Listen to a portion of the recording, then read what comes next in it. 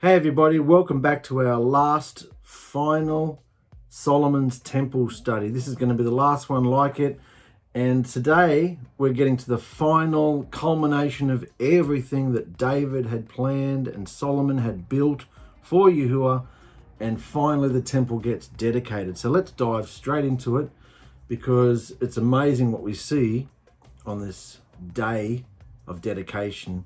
When Yahuah actually appeared, the fire came into the temple. Let's go for it. The temple dedication. The dedication of the temple was a day to be remembered in Yisrael's national history. Significant things took place on this great day, and such became the seal of Yahuah's favor on the house built for his name. The house was crowned with his esteem and his presence. Let's look at some of the most significant things that took place on this dedication day. For all point and become prophetic of something that finds its fulfillment in Messiah, Yahusha, and his assembly. So let's look at the things that went on this day. Remember here in the picture, Solomon's temple was all built according to the pattern given to King David, combining both sacrifice from Moses' tabernacle and praise from David's tent. We combined the sacrificing of the animals and the praise that was brought into David's tent. He took both of these systems together, these patterns, these behaviors, into the new temple, which covered both. It was a combination of both. So let's have a look. The dedication was at the Feast of Tabernacles. Didn't know that. The dedication of Solomon's temple happened at the Feast of Tabernacles, which was celebrated with an extra Shabbat, a day of rejoicing as the people returned to their own homes. Imagine being at this spectacular event.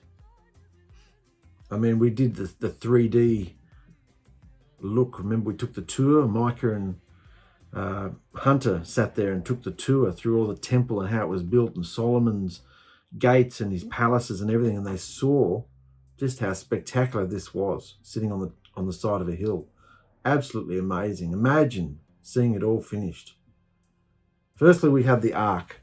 After the dedication of the altar by blood sacrifices, the ark of the blood covenant could be then taken into the most set apart place, the set apart oracle. In the procession, the lowly ark was taken from Mount Zion, from David's tent, and brought into the temple on Mount Moriah and placed in its place in the most set-apart oracle. The king led the way, with the priests following, then the singers and the musicians. The king led the way, with the priests following and the singers and musicians. It is possible that Psalm 24 was sung. The call came clearly. Lift up your heads, O ye gates, and be ye lifted up, you everlasting doors, even the doors of the temple. The priest would receive the ark from the Levites at these temple doors and then take the ark into the most set-apart place. There, the ark was set between the two great olive cherubim, overshadowing it by their outspread wings. We did that the last time or the time before, the big olive cherubim that sat in the set-apart oracle.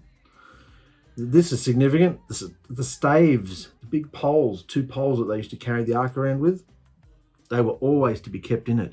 But here, the staves were taken out, for the ark's journeyings were finally over. How long had it been since Mount Sinai? How long had this ark been traipsed around because the people couldn't get it together? The ark is home. Its journey is over. The staves were taken out, for the ark's journeyings were finally over. Only the divine laws of Yahuah on the tables of stone from Mount Horeb remained in the ark of Yahuah. So, the order of Moses and David are united in this new temple order with the ark and praise. All was now ready for the esteem of Yahuah to descend and dwell among his people. As the priests retired from the set-apart oracle, the esteem cloud would descend and fill the house. Wait till you see this. So, firstly, the most significant thing to come into the temple was the ark, of course, as far as furniture goes. Next, we have the singers and musicians. At the dedication of the temple, we find David's order of praise behavior in the singers and musicians functioning. In David's tent, approximately 30 years beforehand, the order of singers and musicians was established. And now, here in the dedication of the temple, that order is seen and heard at its best under the anointing of the Spirit of Yahuah. The singers and musicians were arrayed in white linen. These were of the Levites and of the 3 chief singers of Asaph, Heman and Jeduthun. They had instruments of cymbals, psalteries and harps, as well as trumpets, all spoken of as the musical instruments of David. White linen is always the symbol of righteousness and purity. The worshipping priests of Yahuah should be clothed in the righteousness of Messiah. The worshipping priests, don't forget, this isn't just a history lesson, don't forget that all of this, even down to every second word, all speaks of Yahusha. Not only Yahusha, because that was what was spoken of in the tabernacle.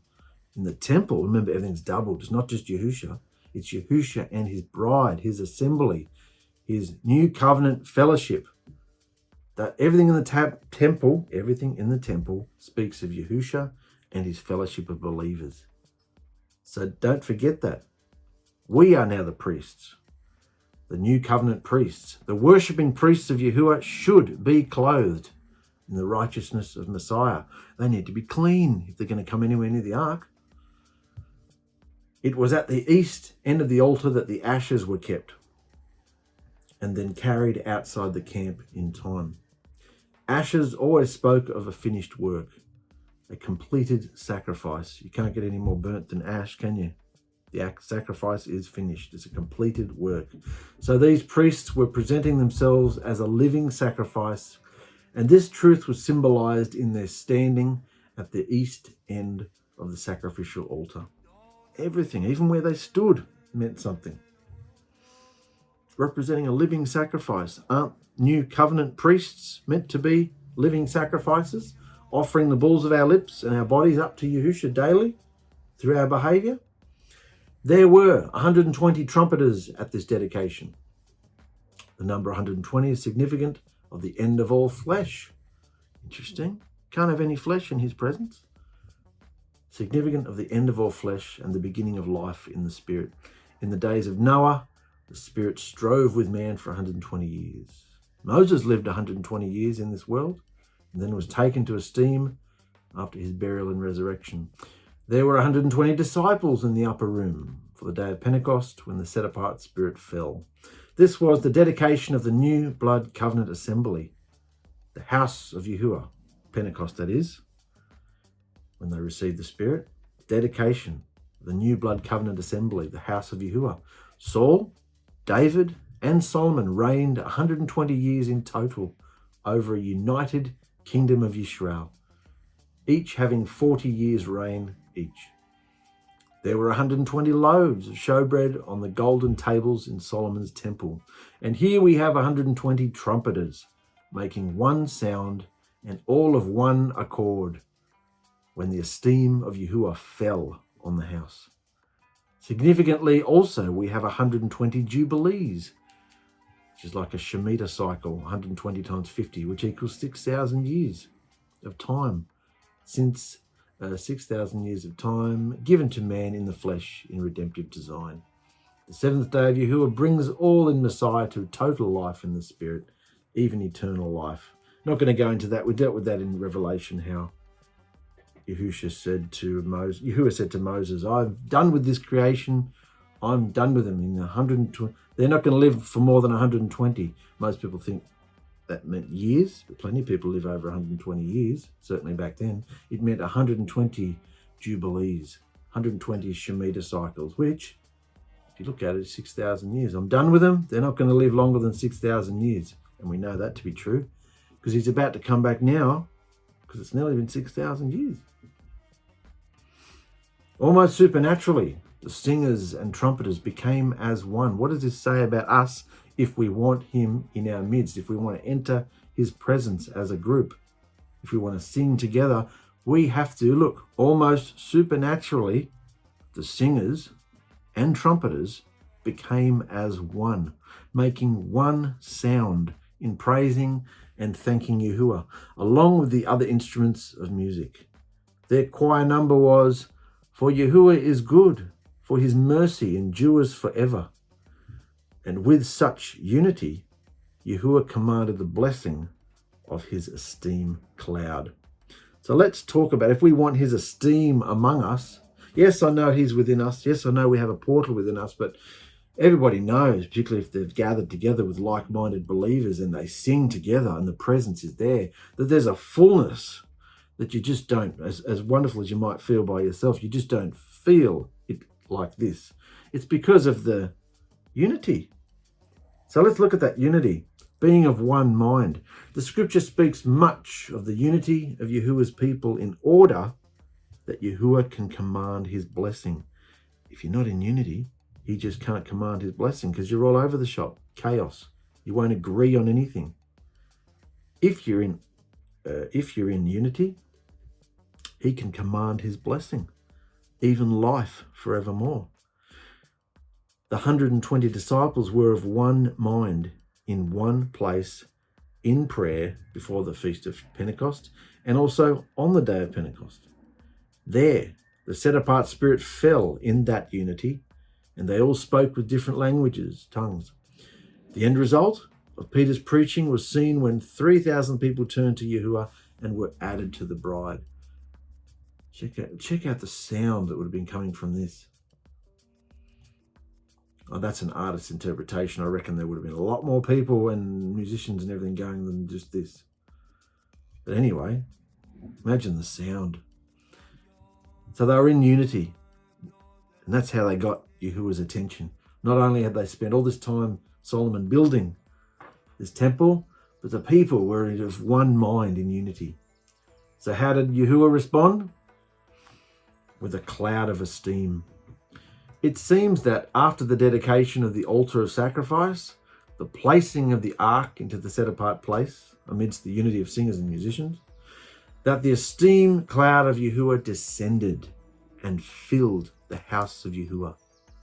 The priests could not even stand up to minister by reason of the esteem of Yahuwah. It was the cessation, it was the pausing. They just had to stop. It was the stopping of man's ministry. It was the end of flesh. And it was the revelation of the esteem of Yahuwah. The Spirit reigned supreme in that period of time. What does that tell us about the flesh and the Spirit? When the Spirit's moving, the flesh don't even stand a chance. When his esteem cloud comes in, the weight of his magnificence, just everybody just fell out. They stopped playing, stopped ministering. They just fell. It was this esteem cloud which led Yisrael as the wilderness which led Yisrael as the assembly in the wilderness for 40 years. It was also this cloud that gave Yisrael light and fire by night and provided a cloud of covering in the daytime from the heat. This is the same being, the same creator, Yahuwah. The cloud was darkness to the Egyptians, but light to Yisrael as the people of Yahuwah. Paul says that Yisrael was immersed in the Red Sea and in the cloud. That cloud was upon Mount Sinai in the giving of the revelation of the divine laws, the priesthood and the tabernacle of Moses. Yahuwah left Mount Sinai and appeared in this cloud over the blood-stained mercy seat in the tabernacle of Moses. Yisrael's life was governed by the movements of the cloud in connection with the silver trumpets. Everyone had to follow the cloud. It's like following the wind. You don't know where it comes from. You don't know where it's going to go. They didn't know when the cloud was going to shift. That cloud had lifted over the years because of Yisrael's idolatry in Canaan land. But now, in the dedication of the temple of Yahuwah, that cloud returns in esteem and fills the house of Yahuwah. Here, it takes its place once again on the mercy seat of the ark of the blood covenant witness, the throne of Yahuwah in the earth between the two great olive cherubim, a representation, a shadow of his throne on earth. The cherubim either side. The mercy seat, which had to be covered with blood, sprinkled with blood. And what's inside the ark? His blood covenant, who he is, what he considers right and wrong, and my terms. If you're going to approach me, These are my terms. And if you touch or come near without adhering to these terms, if you're not clean, zap. Is it any different today? The ultimate fulfillment of the cloud of Yahuah is seen on the Mount of Transfiguration. What's this? The ultimate fulfillment of the cloud of Yahuah. That's what we're looking at here in the dedication, the cloud that filled the temple, Solomon's temple. This is a shadow. The ultimate fulfillment of the cloud of Yahuah is seen on the mountain of transfiguration, when the true tabernacle and temple was revealed. There, the Master Yahushua Messiah was overshadowed by the bright cloud, and the Father's voice spoke out of this cloud, "This is my beloved Son, hear him."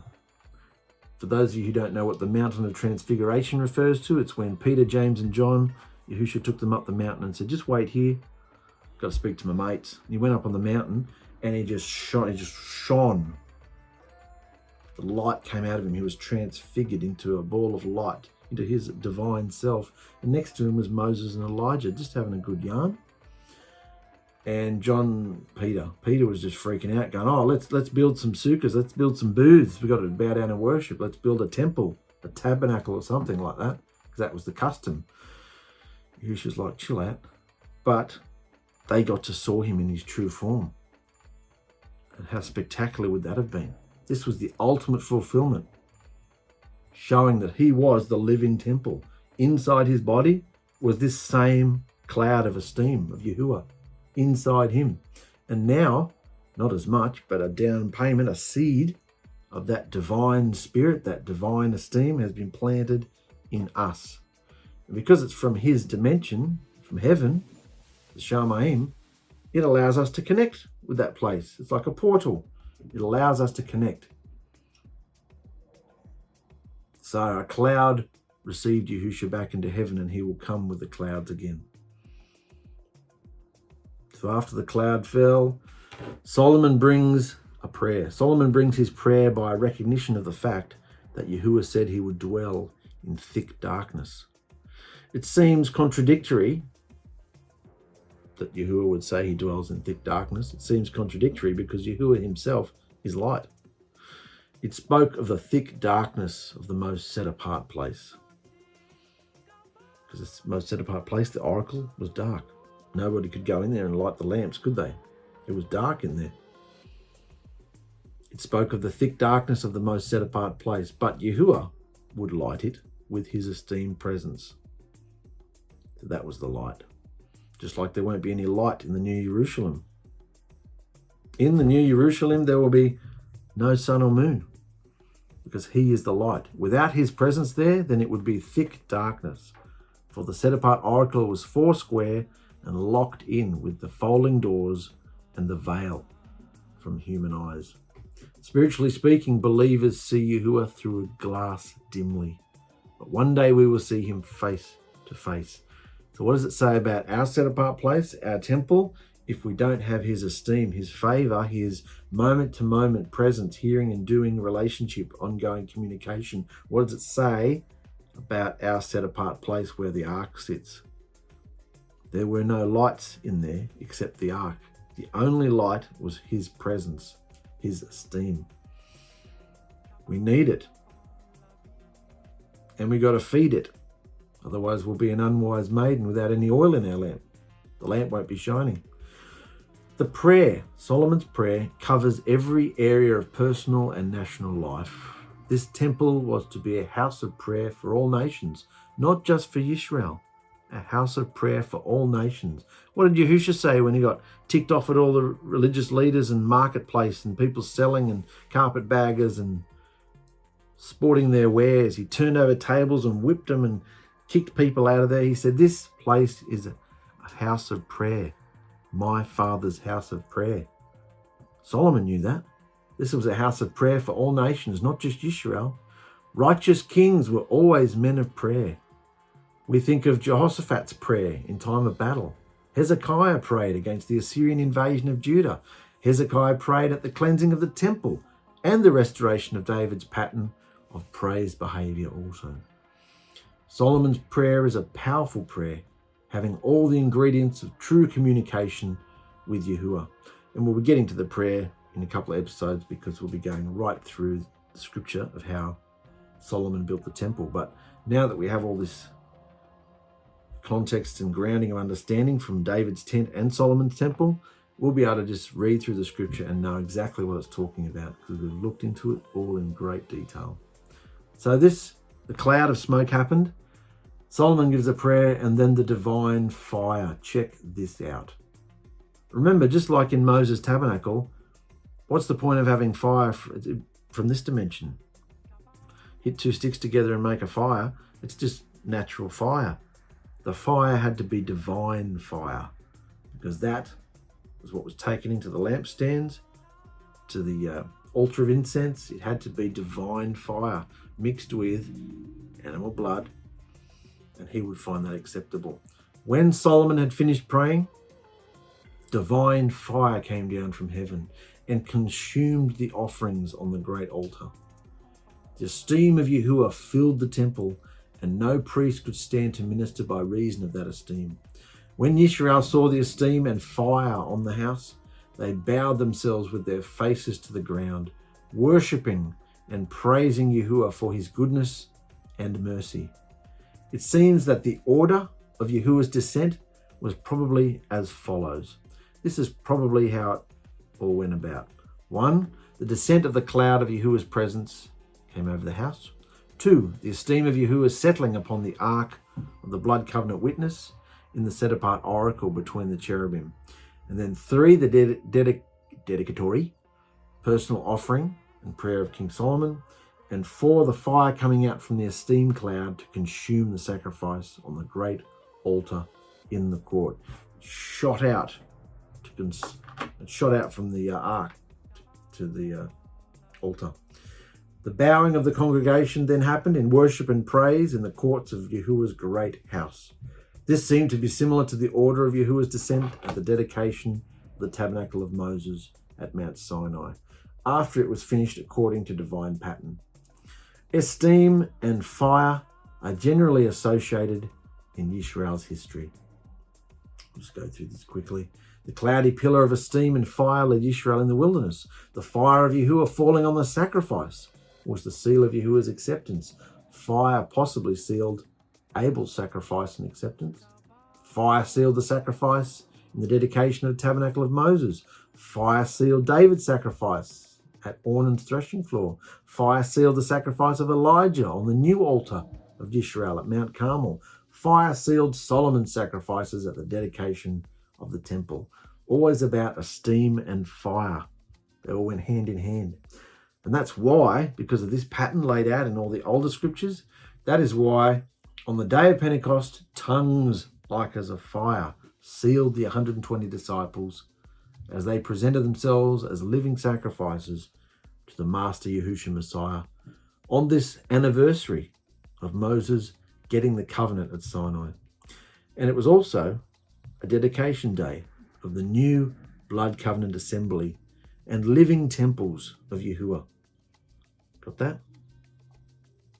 It wasn't just the birthday of some pagan establishment having come to life. No, it was an anniversary of the blood covenant that was given to Moses on Sinai. But this was a new dedication for new temples. Just like this was a new temple that Solomon had built, the new temples that Yahusha had just died and bought with his own blood and cleansed were now being lit up with his esteem on the day of Pentecost. The burning fire of change filled these people. With the esteem of Yahuah filling the house and the divine fire of Yahuah burning on the altar, Solomon and Yisrael offered to Yahuah numerous sacrifices on this day. Now, even just thinking about cutting animals up and throwing them on a big barbecue and draining their blood and sprinkling blood on stuff, it just seems so barbaric. How could anybody see today that it's not our bodies?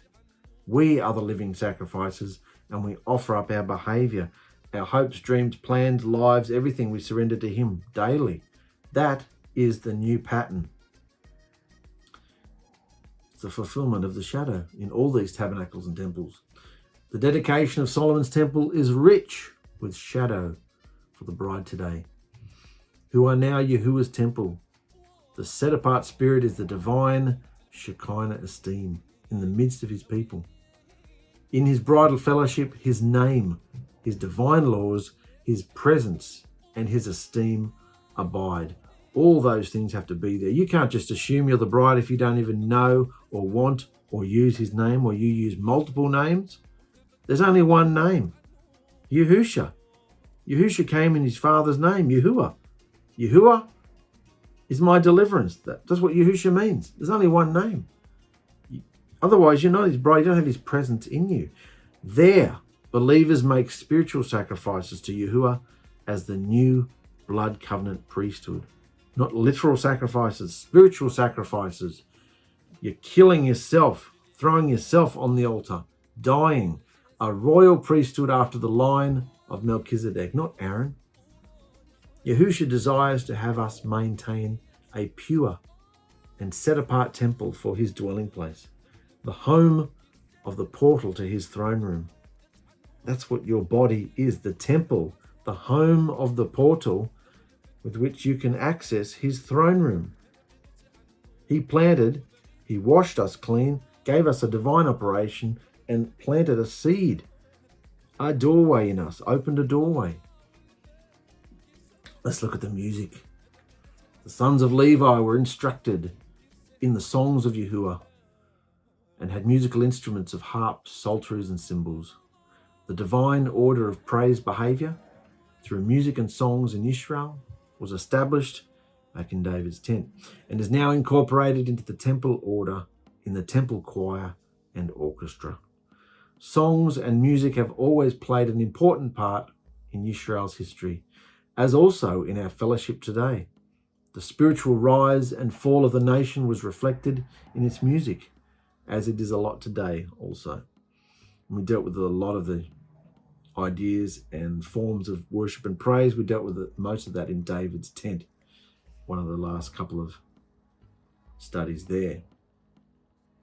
How important music and praise is.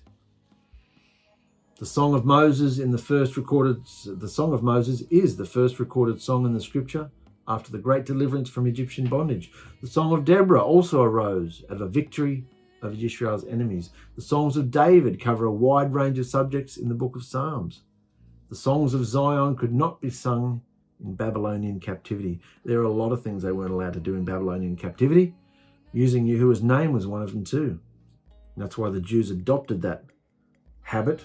And that's why Yahusha, that's why his followers were such an offense to the religious establishment, because they were using the correct name.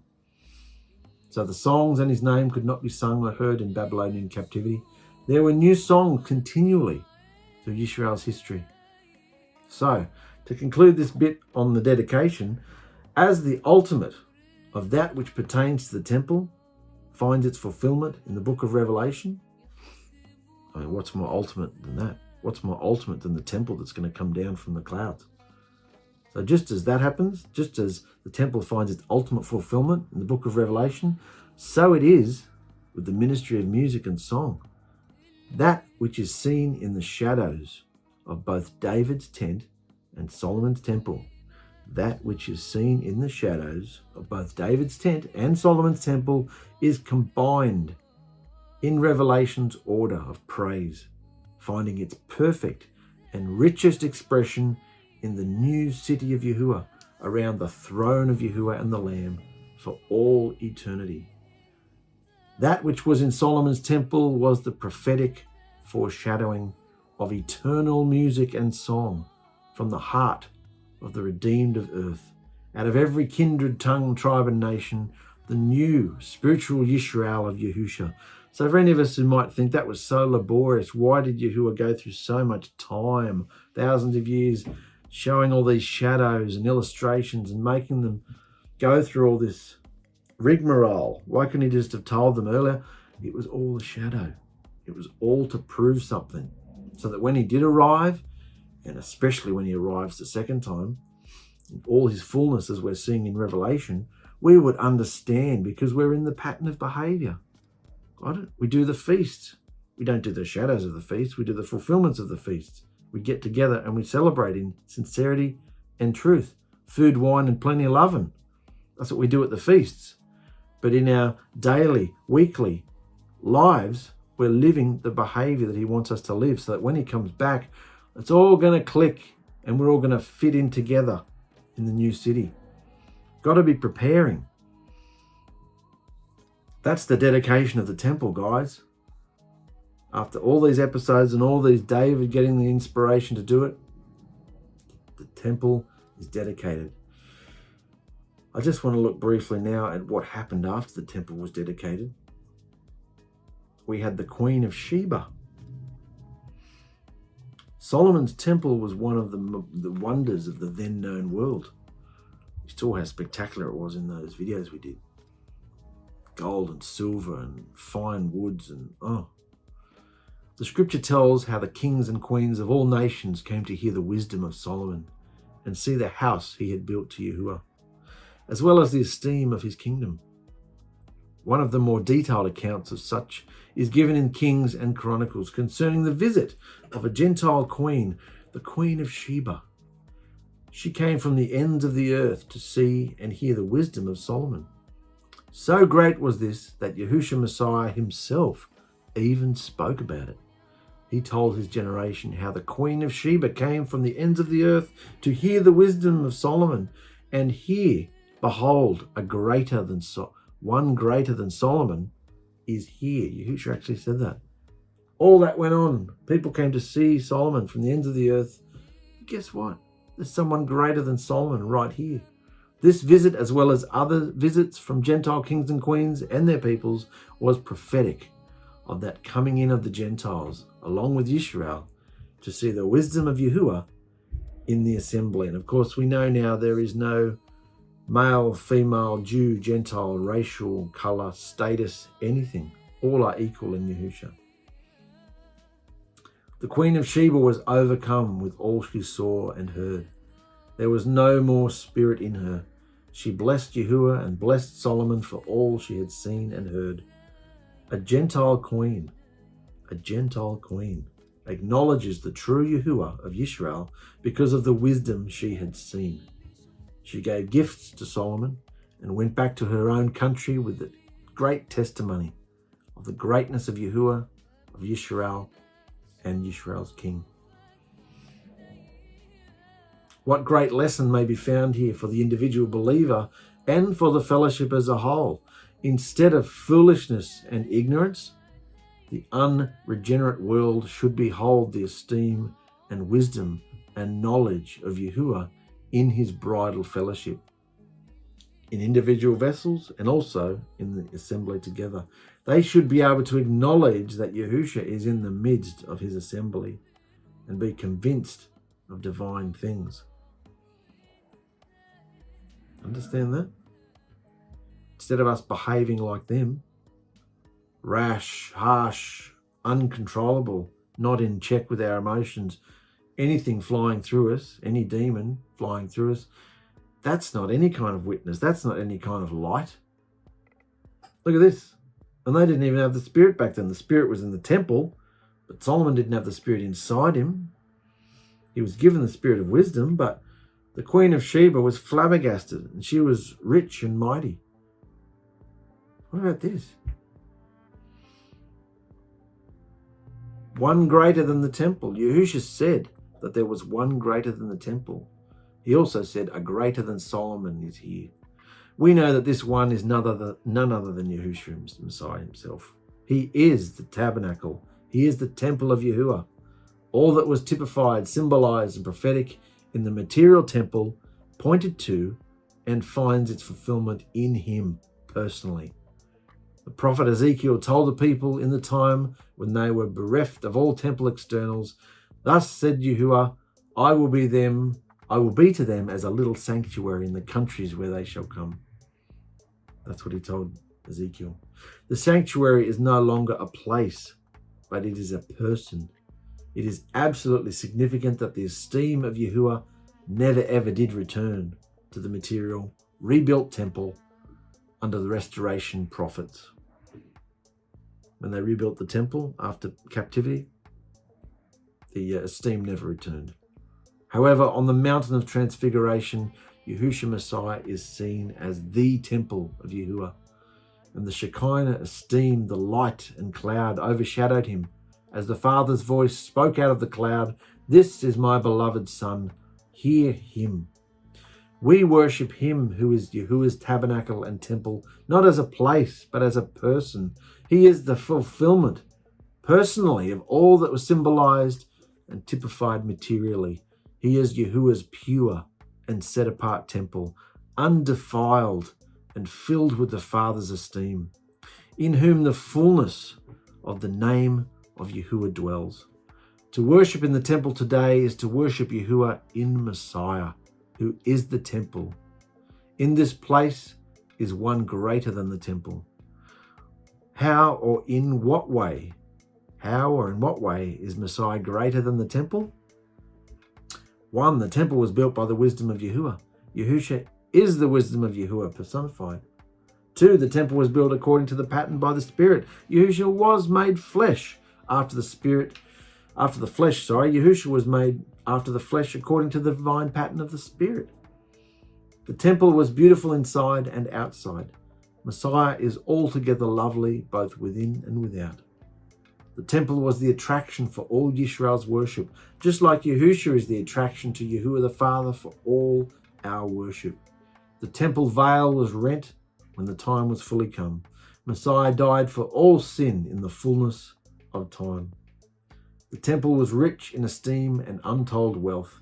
Messiah is the riches of the esteem and wealth of the Father Yahuwah. The temple was defiled and destroyed by Babylon. Messiah was set apart, harmless and undefiled, and though impaled by man, he was raised up from the dead by the Father.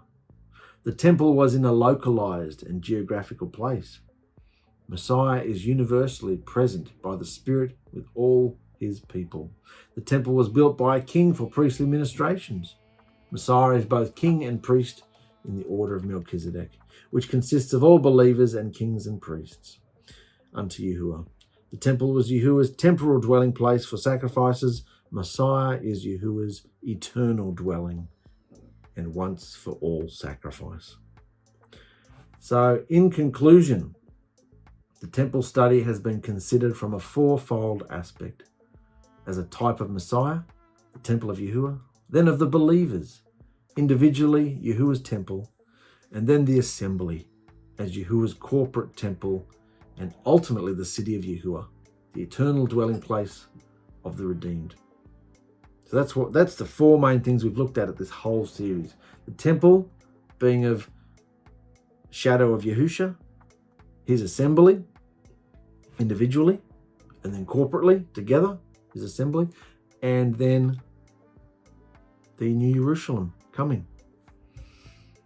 With all that has been written, where indeed every bit of the temple utters his esteem.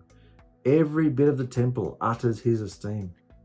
We can only bring our study to its conclusion with a word from the king and the prophets about this temple.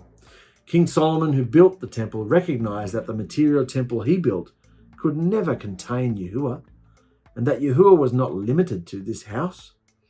Solomon himself said, "But who is able to build him a house, seeing the heaven of heavens cannot contain him?" The prophet Isaiah also said, as he asked Yahuwah's question, "Where is the house that you build me?" After stating the truth that the heavens are his throne and the earth is his footstool, "How can you build me a house when the heavens are my throne room and the earth is my footstool where I put my feet up? How can you build me a house?" Yahuwah says.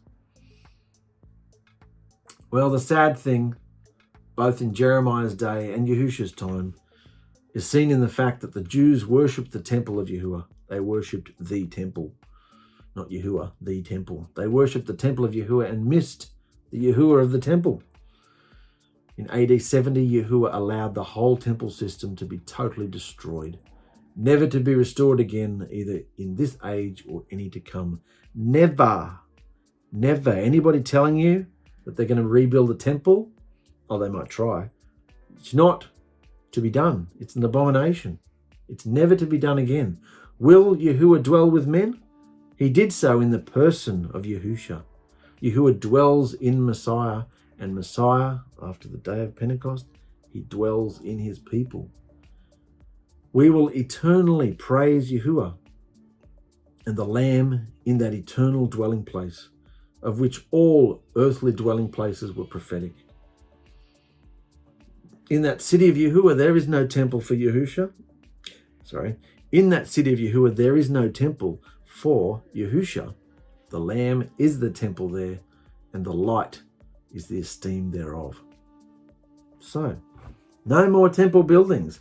The fact that Yahuah's divine esteem, Shekinah, never returned to Zerubbabel's rebuilt temple is significant in itself.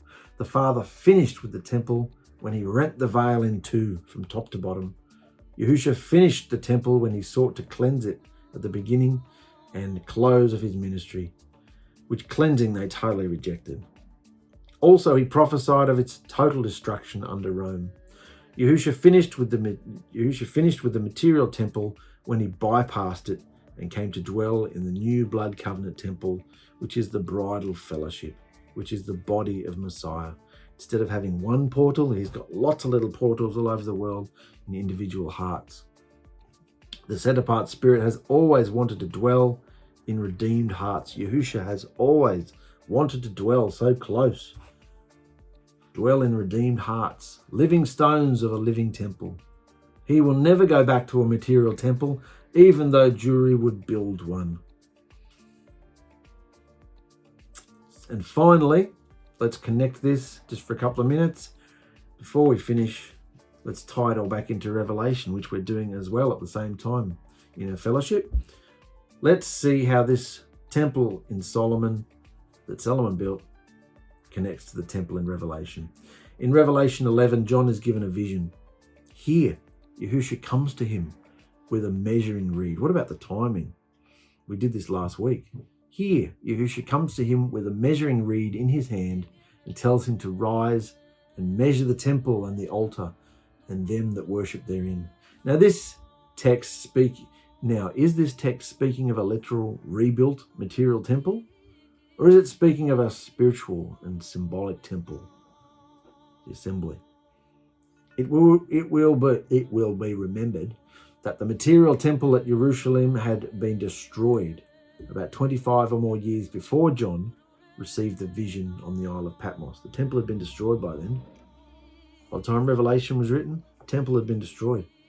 Got to remember that. And yet John's seeing a vision about the temple being measured. So are they going to rebuild another temple, or is he talking about us? So we must ask ourselves again, is this temple measured here with its altar and worshippers and its court unmeasured? Is it referring to a material or a symbolic temple? Is it literal or spiritual? 1. The overcomer will be made a pillar in the temple of Yahuah, having the name of Yahuah upon him. This certainly is not a literal or material temple, but it is spoken of concerning the believer in a spiritual and symbolic sense. 2. The tribulation believers, those of us today living in the great pressure. I'm not saying it won't get worse, but I'm just saying it's pretty bad now, the pressure in the world.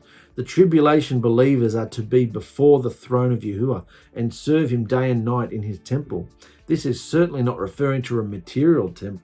This is certainly not referring to a material building either, but to the spiritual temple in heaven. 3. At the sounding of the seventh trumpet, the temple of Yahuah is opened in the heaven, and there is seen in his temple the ark of the blood covenant. We just did this a few days ago. The ark was seen in the heavenly sanctuary. The ark of the blood covenant. This undoubtedly refers to the heavenly temple, to heaven's most set apart of all, and Yahusha coming into activity for his people. Coming into activity. For the anti-Messiah beast blasphemes Yahuah and his name and his tabernacle and them that dwell in heaven. Again, John is seeing the heavenly tabernacle, of which the earthly one was only the passing shadow.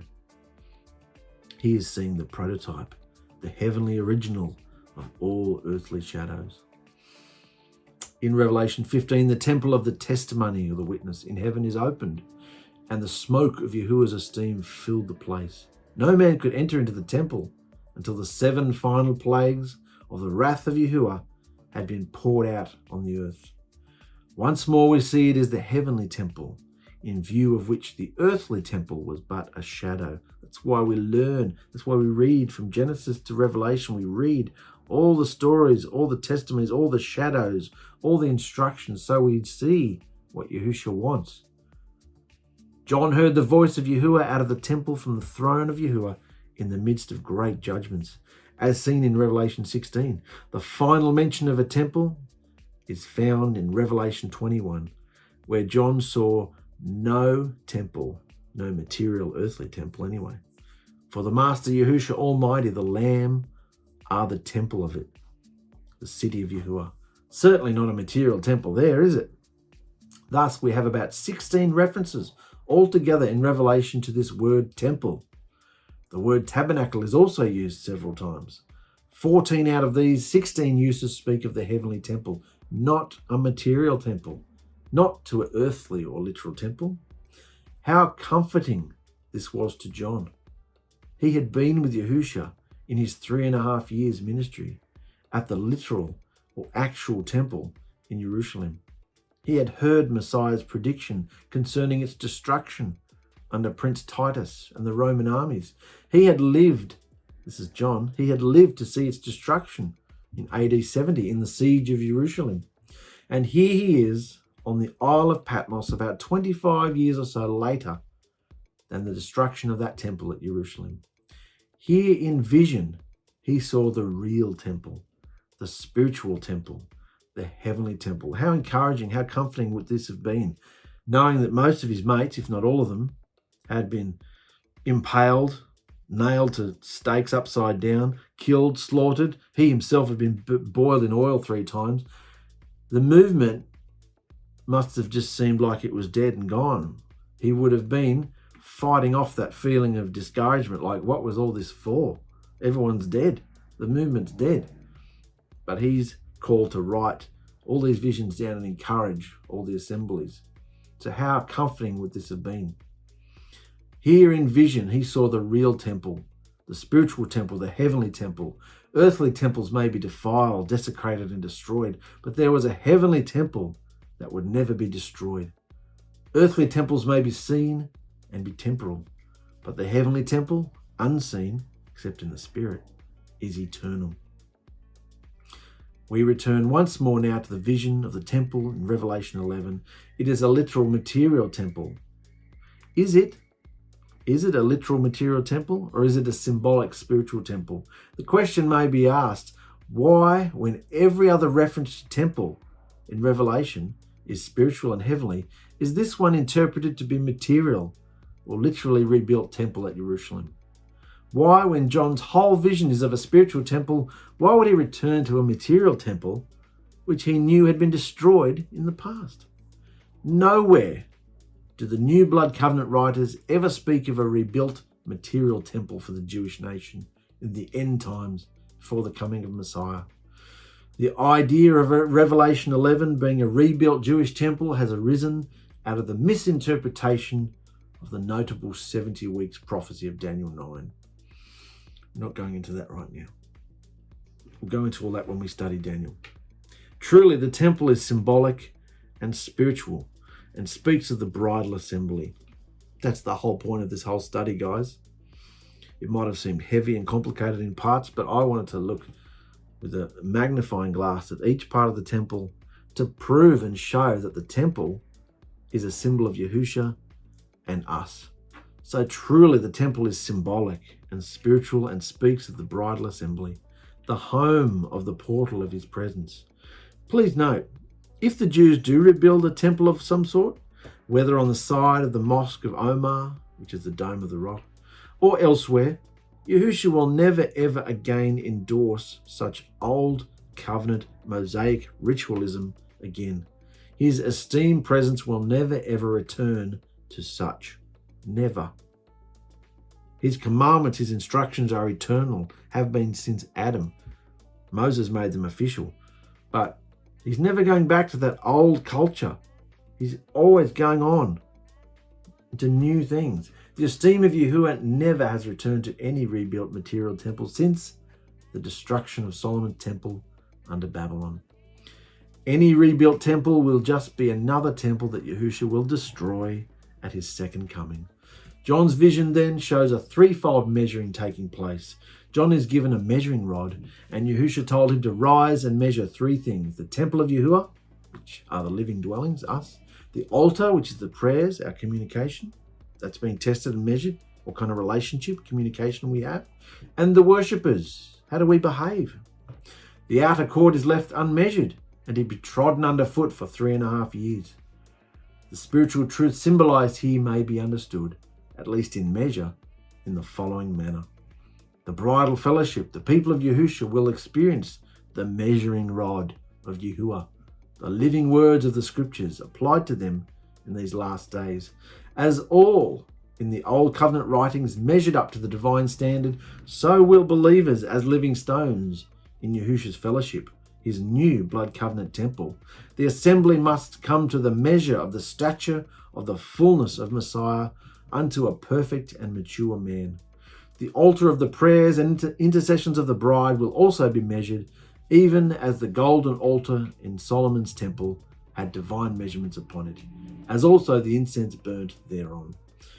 The people of Yahusha as worshippers will also be measured up, for the Father is seeking true worshippers who will worship him in spirit and in truth. However, sad to say, there will be those believers who are in the outer court type relationship with Yahusha. Half the bride is foolish, for they don't draw close and possess the oil. These fail to measure up to the divine standard. Yahusha said, if the salt had lost its savour, wherewith could it be salted? It was good for nothing but to be cast out and trodden under foot of men. So these believers are unmeasured, cast out, trodden under foot in that 3.5 year period of time.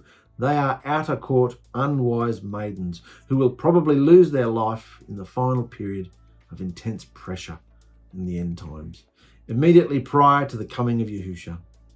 Whatever else may be the full significance of John's temple vision, it is evident that some people are measured by the rod of Yahusha and others are not. Some people are measured and willing to go there and rise to the occasion, and others are not measured, but trodden underfoot. The world comes and takes them over.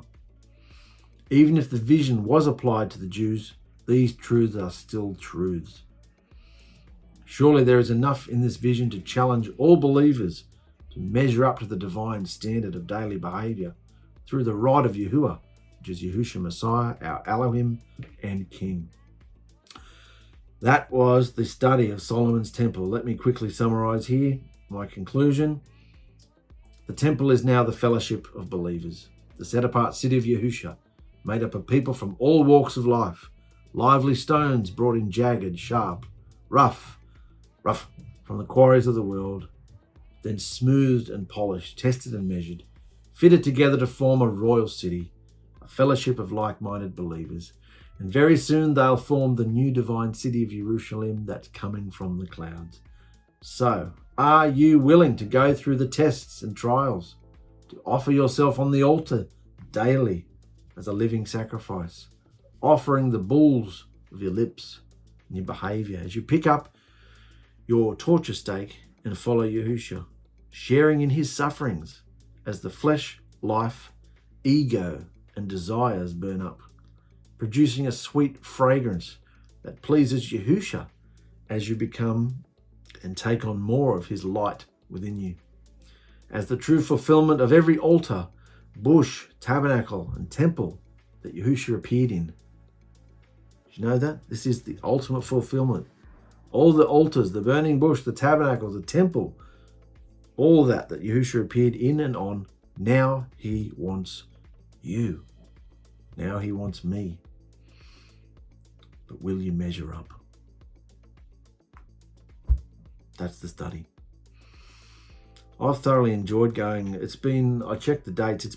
We haven't done the Book of Kings since February. It's been over 6 months since we've been in the scriptures.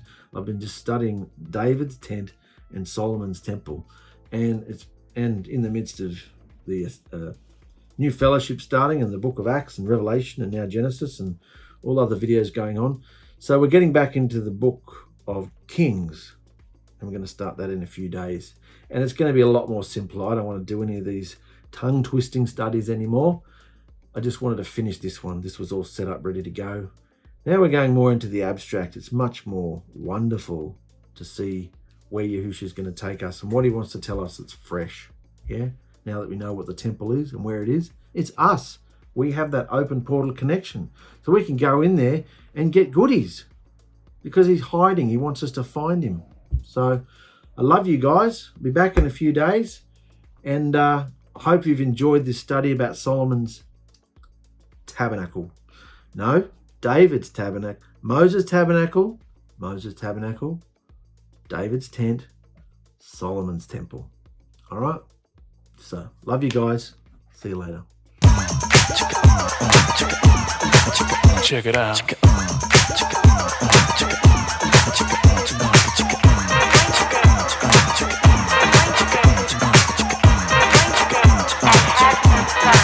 Check it out. Ain't it funkin' now?